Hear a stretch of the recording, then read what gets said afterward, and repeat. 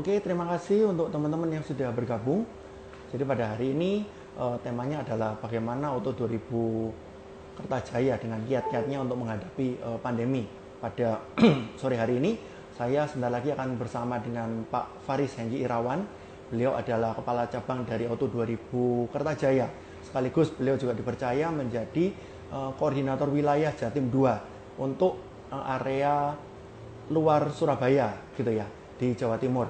Nah, jadi sebentar ini saya masih menunggu. Tadi sebenarnya kita sudah bergabung tetapi koneksinya kurang bagus. Nah, ini oke. Saya coba bergabung. Kali ini semoga koneksinya lebih bagus.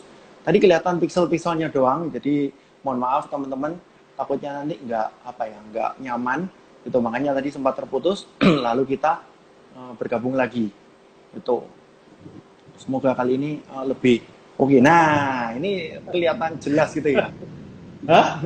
Udah Cuman jelas tuh? kelihatan agak gelap ya Pak Engki ya. Mungkin Hah? lightingnya ya. Lightingnya lebih bisa lebih itu ya.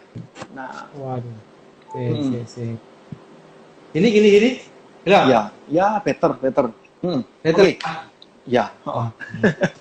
Sorry Pak Gimana Hengki, kondisinya? Sehat? jadi teman-teman inilah Pak Hengki gitu ya. Beliau adalah kepala cabang dari Auto 2000 Kertajaya sekarang, sekaligus beliau dipercaya jadi koordinator wilayah dari Auto 2000 Jatim 2 yang menangani ini ya area-area di luar Surabaya gitu ya Pak Hengki ya.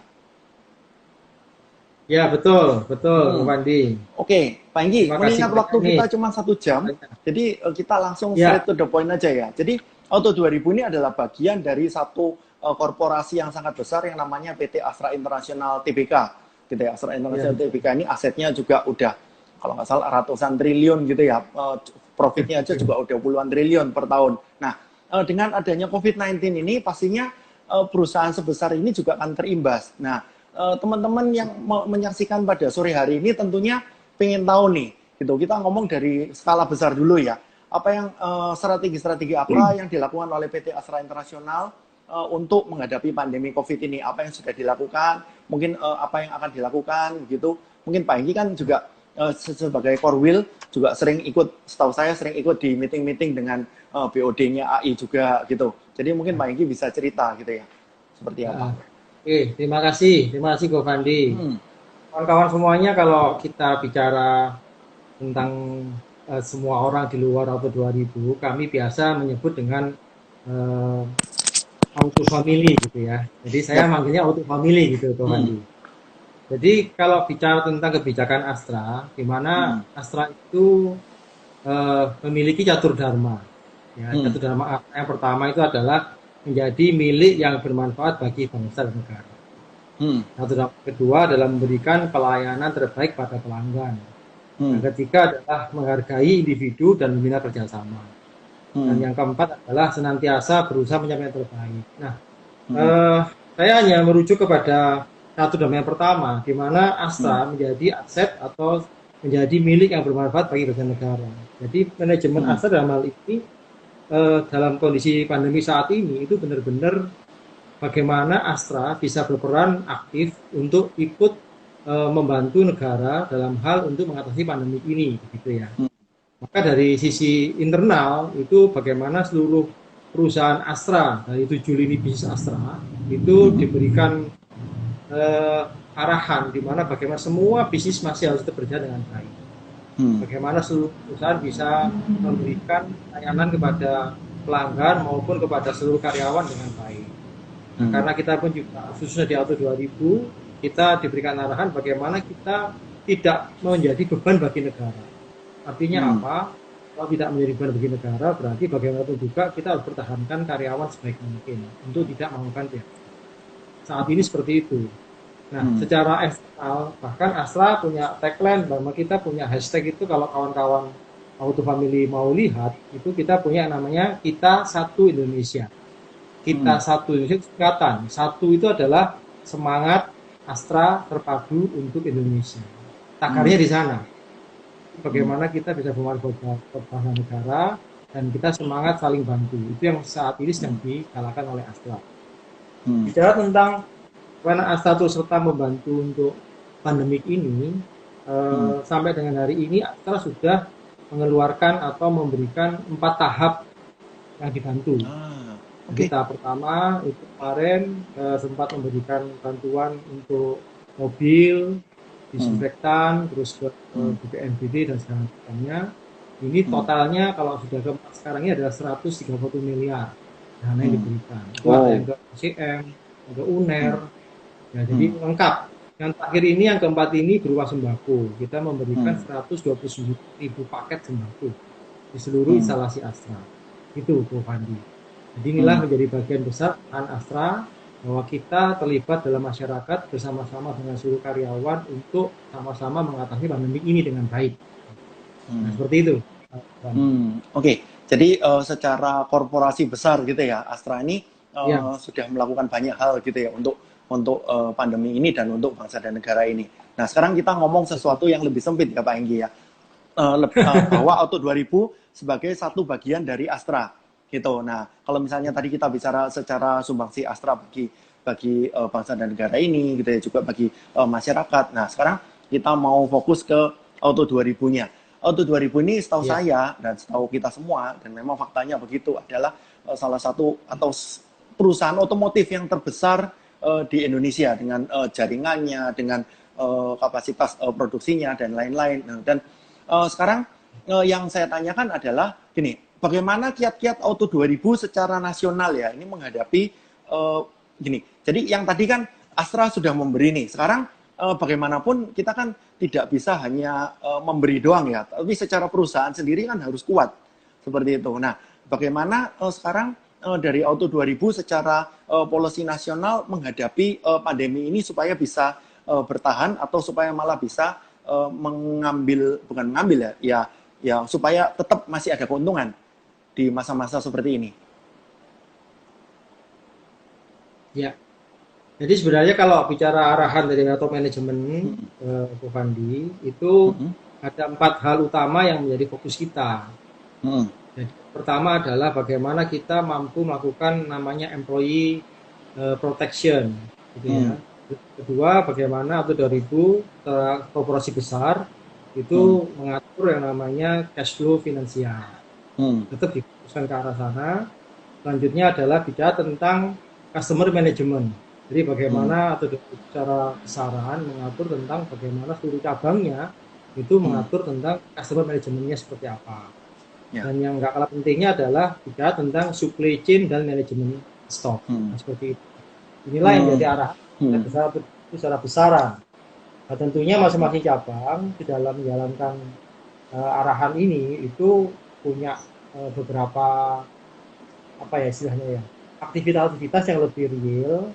Hmm. Kenapa? Karena bisa jadi antar cabang di Indonesia ini berbeda-beda, gitu ya. Hmm. Kenapa? Oke. Karena total cabang itu kan di Indonesia kan lebih dari 130 cabang, gitu ya. Yep. Dan berbagai daerah, di mana ada Hmm. daerah yang PSBB, atau Hmm. daerah yang belum PSBB, nah seperti itu. Tentunya ini Hmm. membuat perlakuannya perlakuannya berbeda-beda. Hmm. Oke. Nah, Ya, ada satu peribahasa atau satu idiom ya atau satu ungkapan yang mengatakan think globally, act locally. Itu rasanya juga berlaku sampai sekarang juga ya. Jadi kita udah berbicara tentang global, tentang Astra, tentang Auto 2000 secara keseluruhan. Nah, sekarang kita mulai bicara tentang yang act locally gitu. Pak Enggi sebagai ya, ya, ya. satu kepala cabang dan koordinator wilayah, ini Nah, pastinya kalau misalnya dibilang perahu tuh perahunya gede banget gitu ya. Satu sisi ya, Pak Enggi mengomandani atau menakodai sebuah cabang yang namanya Auto 2000 Kertajaya. Gitu, Auto 2000 ya, Kertajaya itu pastinya dalam satu, kalau nggak salah kelasnya juga bukan main-main juga ya. Gitu, di situ pastinya ada sales, ada suku cadang, ada spare part gitu ya. Sedangkan sales sendiri ya, juga ada administrasi, ada ya. supervisor, ada puluhan sales dan yang lain-lain. Gitu. Nah, kita ngomong ini dulu ya. Gitu. Jadi apa yang kira-kira kiat-kiat Pak Hengki, apa yang Pak Hengki lakukan dalam masa-masa seperti ini? Misalnya, pastinya kan kita tahu bahwa menurut risetnya Nielsen, otomotif ini adalah salah satu dari perusahaan yang paling terdampak gitu karena COVID-19 ini. Gitu. Jadi Ya, jualan turun gitu, sedangkan mungkin stoknya banyak gitu, sales mungkin dengan adanya ini nggak bisa kunjungan ke rumah customer gitu ya. Kalaupun telepon ke customer juga mungkin juga ada yang masih terdampak gitu. Mereka juga menunda pembelian mobil. Itu untuk yang retail, yang corporate juga mungkin sekarang juga karena terimbas mereka juga nggak bisa kemana-mana, semua WFH. Nah itu gimana, Pak Enggi? Iya. Jadi secara besaran begini, Hmm. Kovan. Bagaimanapun juga kami ini kan perusahaan bisnis gitu Hmm. ya. Jadi saya membaginya menjadi 4 perspektif. Hmm. Ya, mungkin kawan-kawan atau family semua sudah paham tentang 4 perspektif ini. Tapi bagaimana kami menerapkannya, mungkin di Hmm. sesi sore ini Hmm. kita bisa sama-sama sharing. Nanti Hmm. kalau ada yang bertanya, monggo silakan ditanyakan. Hmm. Menjadi fokus pertama adalah terkait dengan perspektif finansial.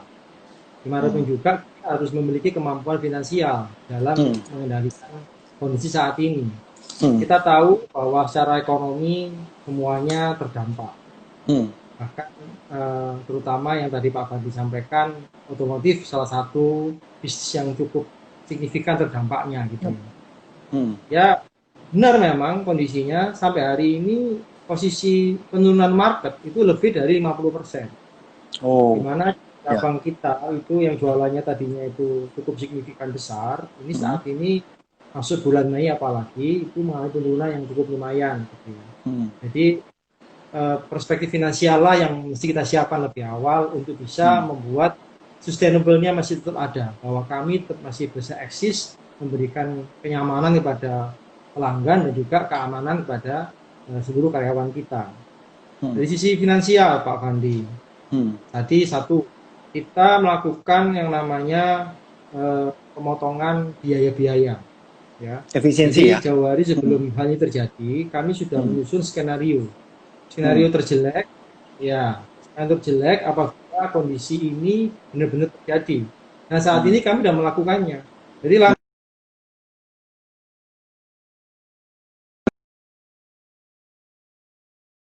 kita lakukan. Itu mulai dari efisiensi listrik, Hmm. efisiensi Yep. apa namanya, pengeluaran yang lainnya, itu semuanya Hmm. kita patok 20% harus turun, termasuk biaya Hmm. perawatan, chemical dan segala Hmm. macamnya. Nah, untuk itu kita lakukan mapping. Tidak Hmm. bisa tidak. Jadi biaya-biaya apa sih yang masih mungkin kita lakukan untuk kita bisa mapping sehingga total biaya operasional kita ini minimal bisa turun sampai dengan 20%. Hmm. Nah, mungkin kawan-kawan auto family juga bisa melakukan yang sama di perusahaannya. Kalau hanya bicara tentang bagaimana turun, itu khawatirnya tidak punya target. Ya. Yep. Maka kita punya patokan dengan eh, asumsi 20% ini, kita masih bisa menggerakkan kondisi cash flow daripada perusahaan kita. Hmm. Nah, seperti itu. Hmm. Item-itemnya, silakan. Banyak tuh pasti. Ada Hmm. apa namanya, biaya operasional, ada biaya kebersihan, ada biaya maintenance, ada biaya listrik segala macam. Nah inilah yang mesti disetting, dicek Hmm. ulang semuanya supaya bisa diturunkan sampai dengan 20%. Hmm. Nah selanjutnya kita juga mesti tahu diri bahwa kita punya yang namanya piutang. Hmm. Bagaimana piutang-piutang ini semua kita pastikan jadwal pembayarannya. Agar apa? Agar cash flow-nya ini benar-benar bisa kita pertahankan dengan baik kan gitu. Ya. Terus kita juga tahu diri bahwa pasti para vendor-vendor kita pun juga mengalami hal yang sama. Maka kita pun juga mesti perhatikan mereka. Jadi Hmm. kita upayakan tagihan-tagihan percepat pembayarannya. Jadi sama-sama lah kita menghadapi Ya. situasi ini ya. Jadi Ya. vendor juga pembayaran lebih cepat, kami pun juga segera mengamankan cash flow kita. Nah, Itu sangat sehingga melegakan, Pak harapannya Enggi. Hmm. iya itu.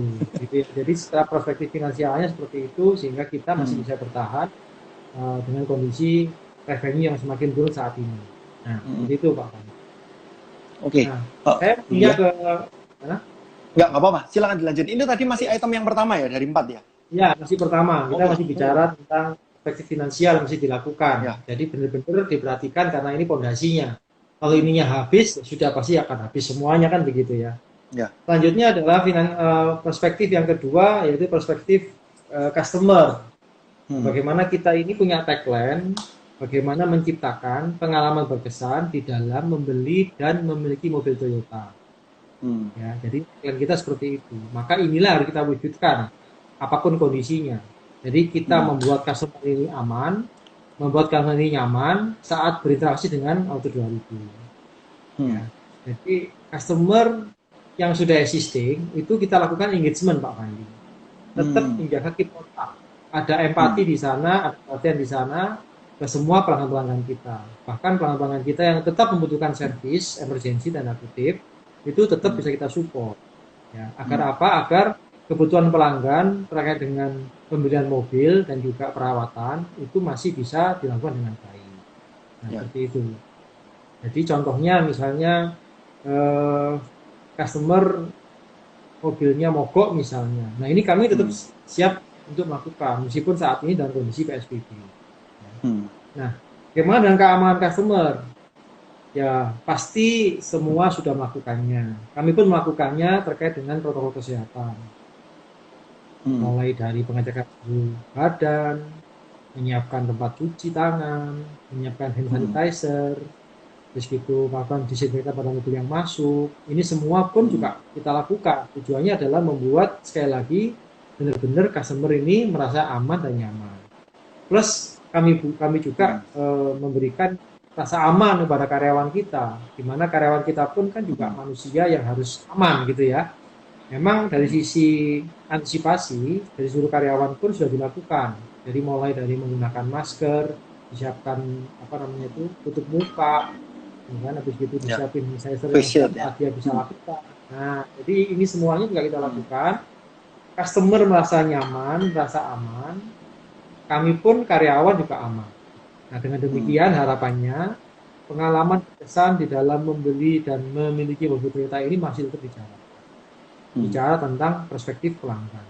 Terus bagaimana dengan beli mobil? Ya, kita ini saat ini punya banyak keterbatasan. Dari mulai gudang yang tidak boleh beroperasional dan segala macam seperti itu.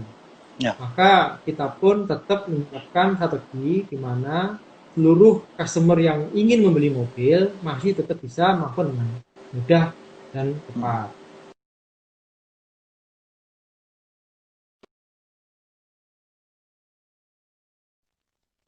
Nah, ini kayaknya sinyal kurang bagus. Nggak apa-apa. Ini tadi karena ini masih jam kerja, tadi beberapa telepon masuk yang saya harus ini decline. Gitu. Nggak apa-apa. Pak Inggi, silakan diteruskan aja. Sorry. Digirum aplikasi ini adalah satu aplikasi yang memang disiapkan oleh Auto 2000 untuk memberikan kenyamanan, kemudahan seluruh pelanggan-pelanggan kita di dalam melakukan transaksi atau berhubungan dengan pelanggan. Jadi di sana sangat memungkinkan sekali seluruh pelanggan ini bisa melakukan interaksi. Jadi beli mobil secara online, melakukan booking service, mendapatkan informasi pakai hal terkait dengan perawatan mobil, mendapatkan informasi dengan bagaimana Auto 2000 melaksanakan antisipasi COVID dan segala macamnya. Jadi kalau kawan-kawan semuanya belum pernah membuka atau belum punya aplikasinya, nah silakan kawan-kawan boleh lakukan download aplikasi namanya Digirum aplikasi. Itu punya aplikasi. Nah, seperti itu. Jadi pada prinsipnya seluruh proses kemudahan pembelian kendaraan dan segala macamnya itu masih kita berikan yang terbaik pada pelanggan. Meskipun dalam saat ini kondisi pandemi COVID yang sedang terjadi saat ini. Nah, seperti itu, Bu Fandi. Saya lanjutkan, mungkin ada mau tanyakan. Jadi saya juga ingin menyapa teman-teman di sini, banyak juga teman-teman Toyota yang bergabung.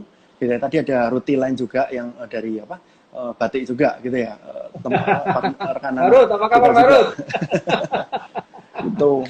Oke, sampai sini, nah mungkin mending dilanjutkan dulu ya Pak Inggi ya, poin nomor 3 dan poin nomor 4. Lalu teman-teman yang ingin bertanya bisa langsung mengetik di sini, biar ini ya, biar kita juga bisa saling interaksi setelah poin nomor 3 dan nomor 4 gitu ya. Kita sekarang bicara tentang perspektif operation ya Pak Fandi ya. Jadi bagaimana juga kan kita ini harus melakukan perubahan, di mana yang tadinya normal tiba-tiba jadi perubahan. Jadi kita pun mengatur cash flow secara operasional. Jadi mulai mobil masuk sampai dengan mobil diserahkan kembali kalau customer service ini mengalami satu perubahan SOP. Jadi mulai pelanggan harus dites suhu tubuhnya, mobil harus disemprot desinfektan, mobil disiapkan untuk mengatur jarak. Nah ini yang kita lakukan. Jadi kawan-kawan semua boleh juga melakukan satu evaluasi di mana bisnis kita pun harus melakukan perubahan. Jadi SOP yang standar menjadi berubah sesuai dengan kebutuhan. Nah gitu. Jadi kalau misalnya kayak di bengkel saya, itu lift mana yang dikerjakan, lift mana yang harus berhenti, itu kita mapping. Jadi style mana yang digunakan, style mana yang harus stop, itu di mapping semua. Kenapa? Karena satu, secara order berkurang, secara manpower pun juga berkurang, kan begitu. Sehingga harus diatur. Kalau tidak nanti akan terjadi sia-sia, kan begitu. Jadi mesti diatur kayak mulai dari persiapan spare part yang ada, di mana kan saat ini pasti terkendala distribusi, di mana kita punya Goro sana kan juga ada PSBB, di mana mereka juga mengalami work from home kan seperti itu. Jadi gimana kita ngatur supply chain-nya harus benar. Jadi asumsi-asumsi stok dan segala macam terkait dengan spare part, sehingga seluruh pelanggan-pelanggan kita yang datang pun itu dengan mudah mendapatkan spare part yang dibutuhkan, jangan sampai ada delay. Nah, seperti itu. Termasuk juga pengaturan unit baru. Bagaimana kita mempelajari supply demand. Kita sudah jalan bulan ini bahwa supply dari Toyota Astra Motor itu dihentikan sementara waktu. Berarti kita harus mengoptimalkan supply yang ada untuk bisa memenuhi harapan pelanggan kita. Kan begitu ya. Nah, ini pun juga harus disiapkan. Kenapa? Karena kalau ada demand, ada orang beli, ternyata mobil tidak ada, kan juga masalah. Kan gitu. Kami pun lost business, customer pun nggak terpenuhi kebutuhan. Nah, gitu ya. Jadi secara operation, besarannya kami pun mengalami perubahan signifikan. Dari mulai jumlah manpower, dan mulai proses bisnisnya, ini semua kita lakukan perubahan-perubahan disesuaikan dengan kebutuhan di lapangan. Nah, seperti itu Pak Andi. Perspektif tentang operation. Yang terakhir saya berbicara tentang perspektif dari sisi jadi kita bicara tentang learning and growth Pak Andi. Jadi saat ini lebih dari 50% karyawan atau 2.000 Kertajaya khususnya itu bekerja di rumah. Ya. Tapi bagaimana mereka tetap bisa produktif, ini menjadi tantangan buat kita. Kenapa? Karena tim kita ini berbagai posisi, dari mulai mekanik, SA, administrasi, salesman, dan yang lainnya. Nah, maka kita membentuk satu program-program di masing-masing departemen untuk bagaimana seluruh karyawan kami tetap bisa melakukan bekerja di rumah dengan baik, ya, disiapin toolsnya. Terus juga yang sifatnya tidak punya tugas khusus, mereka harus meningkatkan kompetensinya. Jadi mereka diberikan satu job sendiri, diberikan tantangan sendiri untuk mempelajari satu program. Contohnya misalnya ke administrasi, itu dia diberikan satu modul untuk dia pelajari, sehingga pada saat nanti dia masuk, dia bisa mempresentasikan atau merefresh knowledge yang mereka dapatkan. Nah, di samping itu, semua karyawan pun diberikan satu challenge. Kita ini setiap tahun ada namanya Innovastra. Jadi diharapkan semua karyawan itu benar-benar memiliki sebuah ide kreatif yang bisa dituangkan dalam bentuk paper, yang itu bisa dikompetisikan nantinya. Nah, khususnya di Auto 2000 Kertajaya, kita punya program yang namanya Kontribusiku Kebanggaanku. Nah, di sana kita melakukan mapping, di mana kita punya game ya sifatnya, bahwa seluruh karyawan itu harus menuliskan job desk-nya mereka dengan versi mereka. Terus menuliskan KPI mereka dengan versi mereka. Terus juga bisa menyantumkan eviden-eviden yang sudah mereka lakukan. Termasuk juga yang terakhir ada bagaimana mereka bisa memberikan sebuah ide-ide kreatif. Nah, seperti itu. Tujuannya adalah agar kita manajemen bisa melakukan mapping kompetensi mereka, bahwa seberapa jauh, seberapa dalam selama ini seluruh karyawan Kertajaya ini mengetahui visi maupun misi perusahaan yang diterjemahkan dalam bentuk job desk-nya mereka gitu.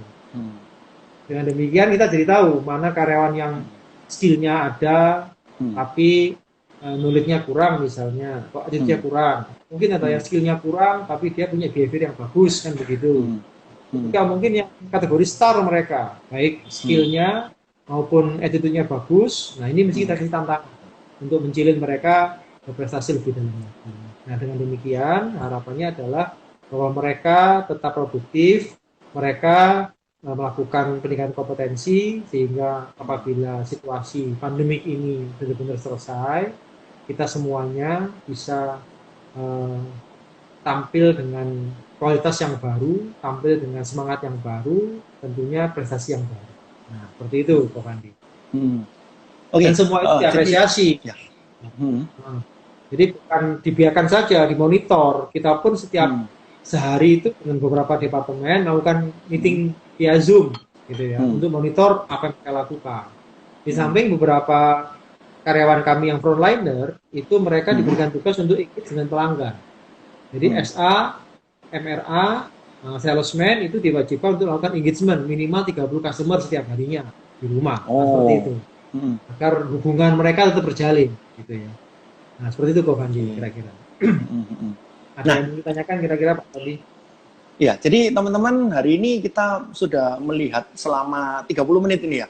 30 menit ini teman-teman kita sudah melihat bagaimana cara kerja sebuah korporasi yang raksasa ini ya, dari PT Astra Internasional, terus dari Auto 2000-nya sekarang sampai ke unit cabang yang dipimpin juga oleh Pak Hengki. Kita nggak membahas yang koordinator wilayah Jatim 2-nya ya Pak ya. Rasanya terlalu panjang di situ. Tapi kita sekarang pengen tahu jadi dari globalnya lalu sekarang lokalnya. Oke, dari lokalnya mungkin teman-teman kalau ada yang mau bertanya silakan ketik aja di story saya atau di komentar juga nggak apa-apa. Nah, sekarang saya mau nanya nih. Gini, beberapa teman saya menanyakan proses pengawasannya begitu ya. Tadi misalnya Ya, Wiraniaga. Wiraniaga itu katanya Pak ini tadi kan sempat harus minimal memfollow up 30 customer gitu ya. Nah, apakah ada satu parameter yang benar-benar valid enggak. ketika dia Hmm. benar-benar follow up 30? Kalau soalnya anggap aja seperti ini nih. Ini yang paling gampang ketika meeting Zoom gitu ya. Semua laporan disiapkan jadi bisa indah, semuanya bisa oke ini namanya, ini nomor teleponnya, ini alamatnya, hasilnya misalnya itu apa sementara Hmm. pending dulu. Yang ini sementara ini kan kalau setahu saya kan di apa untuk proses pembeli itu kan ada beberapa tingkat, ada mungkin ada yang masih masih apa ya masih cuman ini simpatisan Itu doang, prospek ini ya, hot prospek prospect gitu ya, ya ini ya medium seperti prospek itu gitu ya. gitu.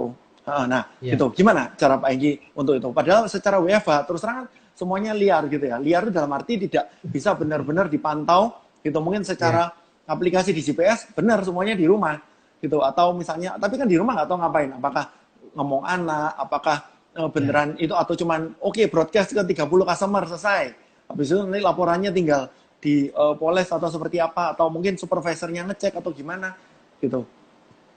Jadi gini Pak Fandi, memang kalau bicara tentang laporan, Hmm. mekanisme semua dua, ya. Hmm. Tapi sebenarnya ada lebih penting dari itu. Hmm. Di mana perlu saya sharingkan di sini bahwa waktu 2000 itu punya namanya budaya kerja. Hmm. Jadi budaya kerja itu adalah namanya, kalau kawan-kawan boleh saya sharingkan, adalah budaya kerja FIRST. Hmm. FIRST itu sebuah singkatan. FIRST itu yang pertama Hmm. adalah fokus on customer. Yang Hmm. kedua integritas. Hmm. Nah, first fokus on customer, integritas. Habis itu R. respect for other, Hmm. ya kan? For other. Habis itu strive for excellence. Nah, Hmm. itu yang terakhir adalah apa namanya, teamwork gitu ya. Hmm. Nah, saya soroti menjadi dua hal. Ya, sorry, dua Hmm. hal saja yang saya soroti di sini. Hmm. Yang pertama adalah integrity dan apa namanya, strive for excellence, gitu Pak. Yap. Bagaimana Hmm. seluruh cabang dalam hal ini itu melakukan sebuah aktivitas dari mulai karyawan baru sampai dengan existing. Ya, kawan-kawan Hmm. boleh tahu kalau saya adalah satu karyawan Auto 2000 yang cukup senior. Saya di Hmm. Auto 2000 udah 24 tahun. Ini bukan waktu yang pendek, Oh. tentunya kan begitu Yap. ya. Hmm. Ya, kemungkinannya bisa jadi malas pindah atau keenakan kan begitu. Nah, tapi yang pastinya adalah bahwa Auto 2000 dengan budaya kerjanya itu harus benar-benar mendarah daging dengan karyawan, Hmm. mengkristal. Kenapa? Hmm. Karena memang kita setiap saat melakukan kristalisasi budaya kerja. Hmm. Nah, oleh karena itu, dengan budaya kerja yang ada ini, diharapkan bahwa seluruh karyawan punya tanggung jawab. Kenapa? Hmm. Karena kita punya budaya kerja integritas. Hmm. Yang kedua, kita punya budaya kerja strive for excellence. Jadi Hmm. bagaimana dia perilaku, mesti harus integrate. Dia Hmm. selaras kata dan perbuatan. Dia tidak Hmm. boleh berbohong. Hmm. Dilihat dan dilihat, pasti dikerjakan. Ini yang Hmm. menjadi tolong kita. Ya memang ya, idealnya seperti itu dan tidak mungkin Hmm. 100%. Tapi paling tidak bahwa budaya ini salah satu pagar kita Hmm. memberikan kepercayaan pada seluruh karyawan-karyawan kita.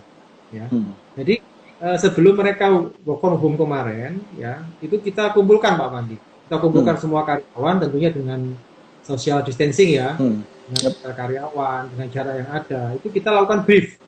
Hmm. Brief menyampaikan situasi kondisi tentang perusahaan secara besaran yaitu Astra.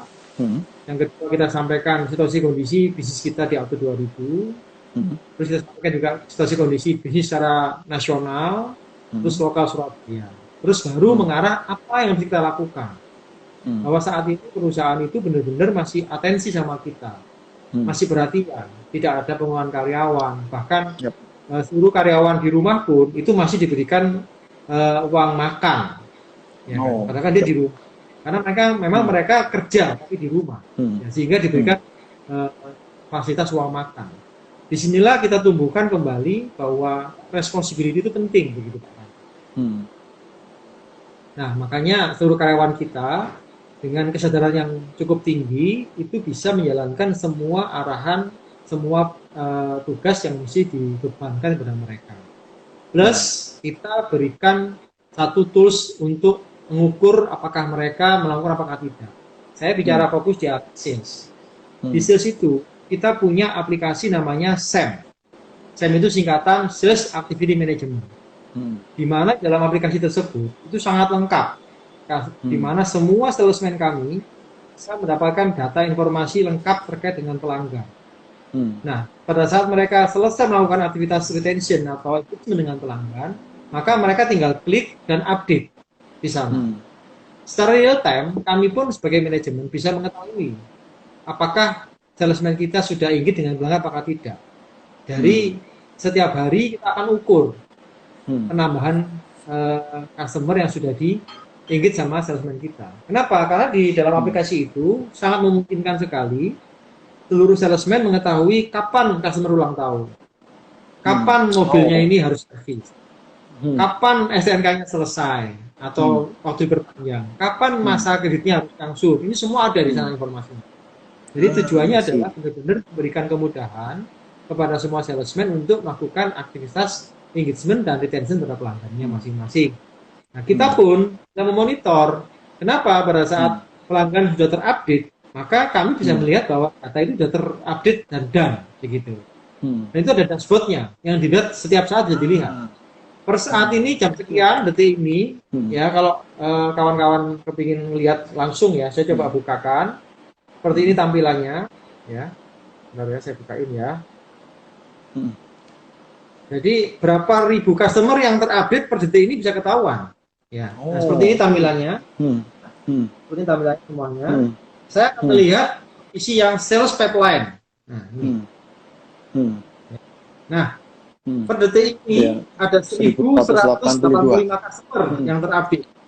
Ya.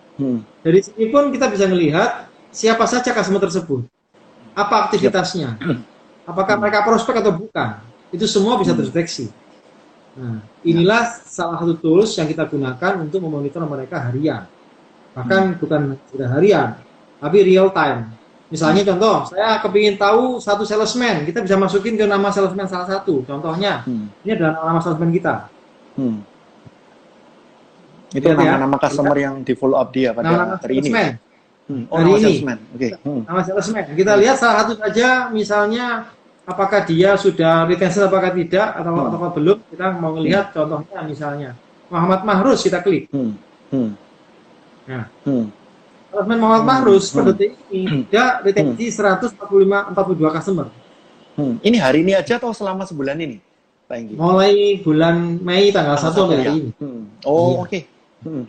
Dan ini kalau kita mau lihat satu persatu nama customernya siapa saja bisa. Bisa ya.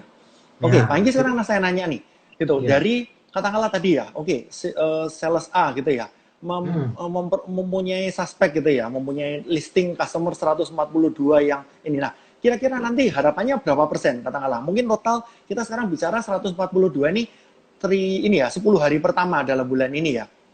Gitu. Berarti kan kira-kira nanti sampai akhir bulan akan ada katakanlah kalau berjalannya proporsional 450 suspek ya. Nah, harapannya dari 450 ini berapa yang menjadi hot dan berapa yang menjadi customer yang SPK atau malah DO, malah itu ini apa membayar TDP tanda itu ya, TDP tanda bukti bayar pertama gitu. Ini saya berikan gambaran, ya, gambaran total suspek yang kita pegang selama Januari sampai dengan April. Ya. Dan di sini kita punya yang namanya funneling system, ya, sebagai panduan kita. Kalau kita mau dagang berapa, kita harus punya suspek berapa. Ini contohnya seperti ini. Oke. Ya. Ya. Total suspek kita itu 7.332. Total sales ya? Total suspek. Oh, total suspek. Oke. Ya. Itu real time ya, Pak ya? Atau itu sampling? Dalamnya ada gimana? Itu real time atau sampling ya? Ini real time. Real time ya? Ini data real, bukan real time. Ini data real. Data real ya. Oke. Nah, di mana konversi rate-nya bisa ketahuan di sini dari total suspek ya yang menjadi prospek itu 2000 sekian ini ya. 28%. Yep. Dari suspek menjadi prospek 28%. Dari prospek turun menjadi hot prospek itu 15%. Ya kan? Dari prospek turun menjadi SPK itu 85%. Ya. Habis itu dari yang SPK menjadi delivery itu konversinya 89%. Oke, ini angka idealnya ya? Bukan, ini angka aktual. Bukan, angka aktual ya? Angka aktual data yang betul. Nah, dari data tersebut, kawan-kawan, kalau kepingin kita naikkan menjadi sebuah target, tinggal seperti ini contohnya. Ya, dimana kalau kita kepingin dagang 3 unit, ya, kita harus punya 125-200 suspek gitu ya? Iya. Itu yang diberikan oleh mereka. Nah, itu gambarnya seperti itu Pak Fandi. Kalau kita turun, marketnya turun 50%, maka kita harus naikin suspek 50%. Seperti itu. Oke. Jadi ini kan berdasarkan pengalaman yang sudah kita jalankan. Hingga dengan pattern seperti ini, Kira Niaga itu punya gambaran. Kalau saya kepingin dagang 3, berapa banyak sih suspek saya? Itu mereka sudah punya gambaran.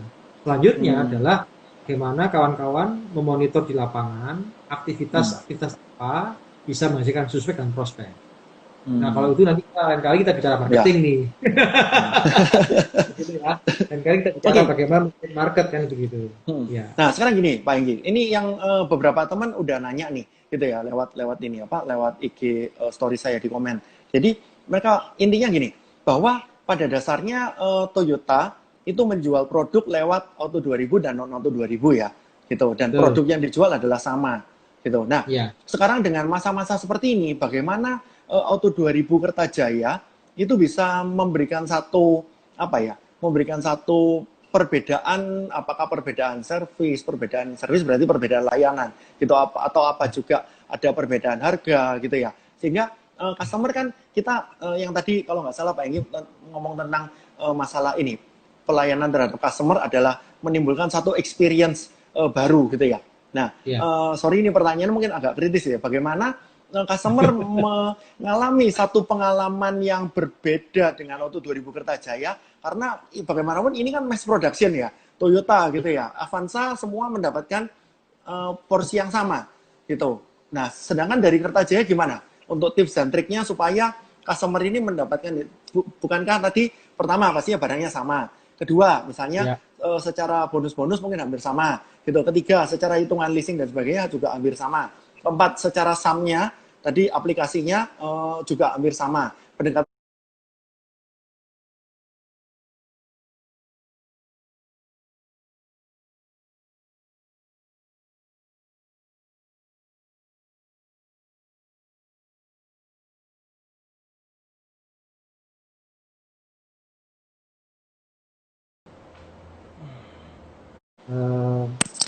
auto family gitu ya. Jadi saya manggilnya auto family gitu Pak Fandi. Jadi kalau bicara tentang kebijakan Astra,